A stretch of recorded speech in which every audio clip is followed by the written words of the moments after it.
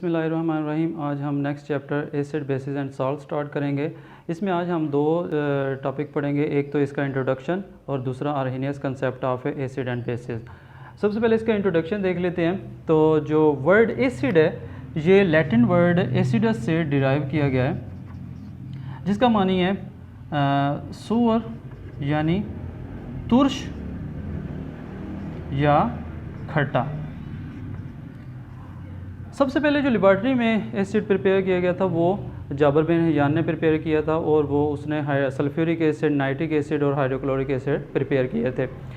इसके बाद 1787 में लिवाइजे ने कहा था कि ऑक्सीजन के जो बाइनरी कंपाउंड्स हैं, जैसा कि कार्बन डाइऑक्साइड या सल्फ़र डाइऑक्साइड है, तो ये उसने कहा था कि एसिड हैं। लेकिन उसके बाद 1815 में सर हेम्फ्री डेवी ने कहा था कि वो कंपाउंड जिनमें हाइड्रोजन मौजूद है वो मतलब हाइड्रोजन इसके लिए ज़रूरी होता है कि ऐसे कंपाउंड जिनमें हाइड्रोजन होगा वो एसिड कहलाएंगे, क्योंकि उसने कहा था कि जैसा कि हाइड्रोक्लोरिक एसिड है इसमें ऑक्सीजन नहीं भी मौजूद, लेकिन फिर भी ये एसिड के तौर पे बिहेव करता है। इसने बेसिस को भी सबसे पहले डिफ़ाइन करने की कोशिश की थी। उसने कहा था कि जो मेटेलिक ऑक्साइड्स हैं जो वाटर सॉल्युबल हैं, जैसे कि लिथियम ऑक्साइड है या हमारे पास सोडियम ऑक्साइड है,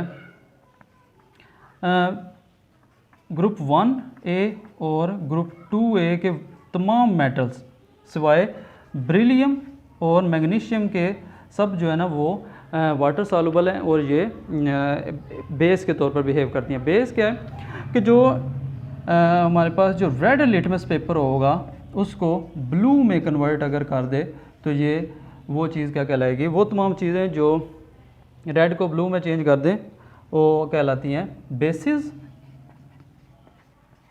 और इसको मैं आप साथ बता देता हूँ कि जो ब्लू को चेंज करती हैं रेड में लिटमस पेपर को, वो कहलाती हैं एसिड्स।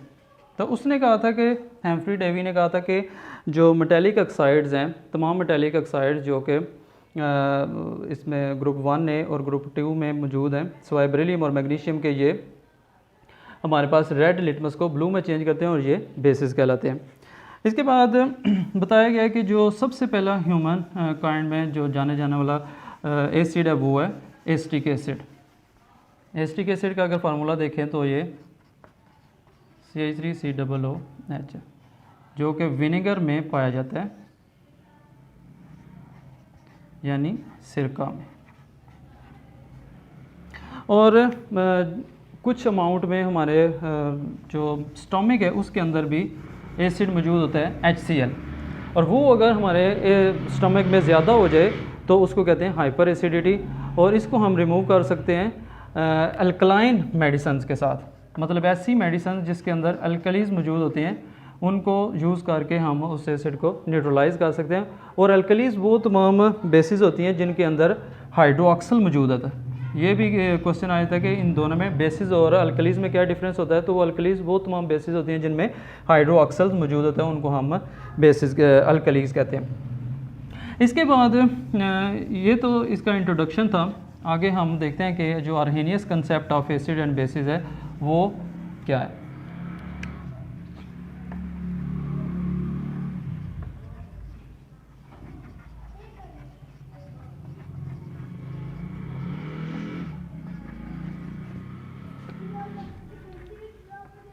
आर्हेनियस ने 1787 में एसिड को इस तरह डिफाइन किया कि उसने कहा कि वो तमाम चीज़ें जिनमें हाइड्रोजन मौजूद है या हाइड्रोजन मौजूद है वो क्या कहलाती हैं, एसिड कहलाती हैं। जैसे कि हाइड्रोजन है HCl,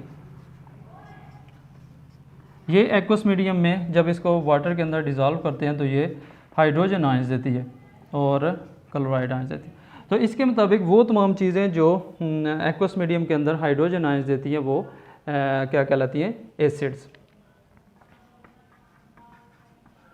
इसके अगर और एग्जांपल देखें तो हाइड्रोजन साइनाइड है, तो ये भी वाटर के अंदर जब आप इसको डिज़ोल्व करते हैं तो ये हाइड्रोजन आयन और साइनाइड आयंस देते हैं। इसके अलावा एसिटिक एसिड है, इसको भी जब हम आयनाइज करते हैं तो ये एक तो एसीटेट आयन देता है और दूसरा हाइड्रोजन आयन देता है।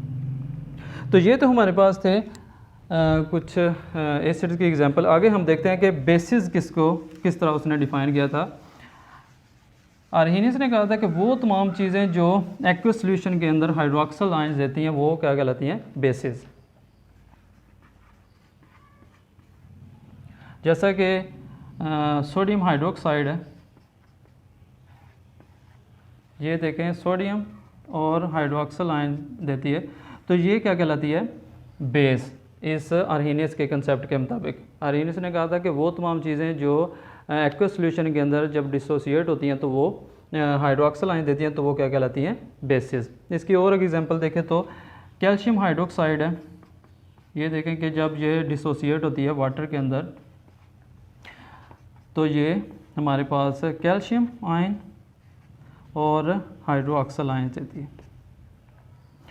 इसके अलावा देखें तो मैग्नीशियम हाइड्रोक्साइड, ये जब पानी में डिसोसिएट होती है तो ये मैग्नीशियम कैटाइन और हाइड्रोक्सल आयंस देती है। ये थे तो इसकी एसिड और बेसिस की डेफिनेशन। आगे इसकी कुछ लिमिटेशंस हैं, मतलब इसकी हदूद हैं कि किन चीज़ों पे ये एप्लीकेबल है और किन चीज़ों पे नहीं है। ये तो सबसे पहले इसकी लिमिटेशन या इसका ड्रॉबैक कह लें तो ये है कि ये वो उन तमाम चीज़ों पे एप्लीकेबल है जो कि एक्वस सॉल्यूशन के अंदर डिज़ॉल्व हो सकती हैं। मतलब अगर कोई चीज़ पानी में डिज़ॉल्व नहीं हो सकती तो उसको ये डिफ़ाइन नहीं कर सकते कि वो एसिड होगी या बेस होगी या साल्ट होगी। उसके अलावा इसका दूसरा जो ड्रॉबैक है या लिमिटेशन है वो ये है कि ये उन तमाम चीज़ों को डिफ़ाइन कर सकती है जिनके अंदर हाइड्रोक्सल आयंस OH या हाइड्रोजन आयन मौजूद है, उनको ये एसिड या बेस कह सकती है, उनको डिफ़ाइन कर सकती है। और ऐसी चीज़ें जिनके अंदर हाइड्रोजन आयन या हाइड्रोक्सल आयन मौजूद नहीं है तो उनको ये डिफ़ाइन नहीं कर सकती। जैसे कार्बन डाइऑक्साइड है तो इसमें हाइड्रोजन आयन मौजूद नहीं है लेकिन फिर भी ये एसिड है, हम देखते हैं कि एसिडिक गैस है। और उसके अलावा अमोनिया, इसके अंदर हाइड्रोक्सल आयन मौजूद नहीं है लेकिन फिर भी ये बेस है, तो इसके मुताबिक ये इन दोनों को डिफ़ाइन करने में फ़ेल हो गई है। ये इसकी कोई इतना इम्पॉर्टेंस नहीं है क्योंकि इसका इतना कोई हमारे पास स्कोप नहीं है, इसका लिमिटेड स्कोप है, लेकिन फिर भी इसने आगे जनरलाइज करने में एसिड और बेसिस को बड़ा इंपॉर्टेंट रोल प्ले किया था। तो ये था आज का हमारा टॉपिक। अपना ख्याल रखें। अल्लाह हाफ़िज़।